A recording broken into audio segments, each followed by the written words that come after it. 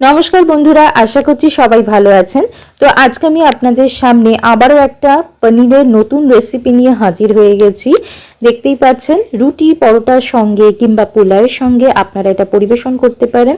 আশা করছি বাড়িতে গেস্ট এলে কিংবা নিজেরাও যদি তৈরি করে খান, আশা করছি আপনাদের ভালো লাগবে খেতে। পনির কেসরি রেসিপি শেয়ার করব।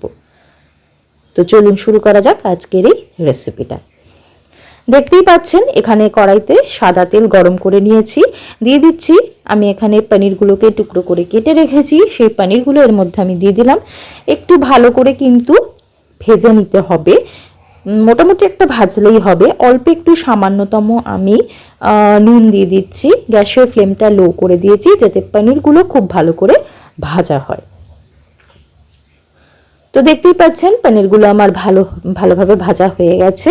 আমি এবার একটা বাটিতে এটা তুলে নিচ্ছি।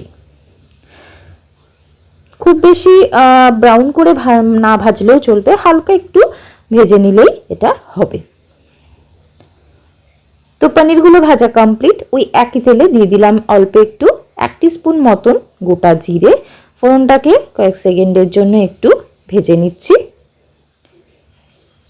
এবার আমি এর মধ্যে দিয়ে দিলাম একটা ক্যাপসিকাম ছোট সাইজের আর একটা বড় সাইজের পেঁয়াজ, এইভাবে আমি কেটে রেখেছিলাম। তো এটাকে খুব ভালো করে কিন্তু ভেজে নিচ্ছি। অল্প একটু নুন দিয়ে দিচ্ছি, নুনটা একটু বুঝে দেবেন যাতে খুব বেশি নুন না হয়ে যায়। তো আমি এবার এটা 5 মিনিটের জন্য ঢেকে দিচ্ছি। তো দেখতেই পাচ্ছেন ক্যাপসিকাম আর পেঁয়াজটা ভাজা হয়ে গেছে। এবার আমি এর মধ্যে দিয়ে দিচ্ছি কাজু বাদাম বাটা, দই, চারমগজ বাটা আর পোস্ত বাটা। সব 1 চামচ করে 7-8টা কাজু বাদাম আর 1 চামচ দই রয়েছে পেটে। এই মিশ্রণটা এর মধ্যে আমি দিয়ে দিলাম। খুব ভালো করে কিন্তু কষিয়ে নিতে হবে যতক্ষণ না অয়েল সেপারেট হচ্ছে। অল্প একটু দিয়ে দিচ্ছি জিরে গুঁড়ো আর ধনে গুঁড়ো, মানে রোস্ট করে শুকনো খোলায় আর কি রোস্ট করে রেখেছিলাম। তারপর সেই জিরে আর ধনেটাকে বেটে আমি দিয়ে দিলাম। দিয়ে দিচ্ছি এখানে দুধ।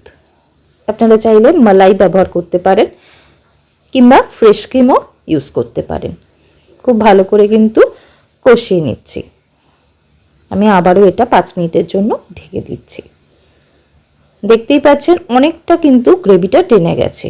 দিয়ে দিলাম এর মধ্যে ভেজে রাখা পনিরগুলো, মিশিয়ে দিচ্ছি। খুব ইজিয়েস্ট একটা রেসিপি আপনাদের সঙ্গে শেয়ার করছি। যদি আমার চ্যানেলের রেসিপিগুলো ভালো লেগে থাকে তাহলে অবশ্যই কিন্তু লাইক, শেয়ার, সাবস্ক্রাইব করতে চ্যানেলটাকে ভুলবেন না। দিয়ে দিলাম কসুরি মেথি, মিশিয়ে দিলাম। গন্ধটা কিন্তু অসাধারণ এসছে। রান্নাটা অলমোস্ট আমার কমপ্লিট। আমি এবার এটা 5 মিনিটের জন্য ঢেকে দিচ্ছি। দেখতেই পাচ্ছেন।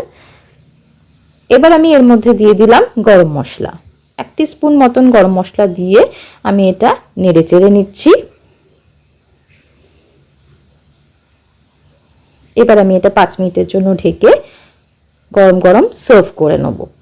দেখতেই পাচ্ছেন আমি ওপর থেকে অল্প একটু জাফরান ছড়িয়ে দিয়েছি।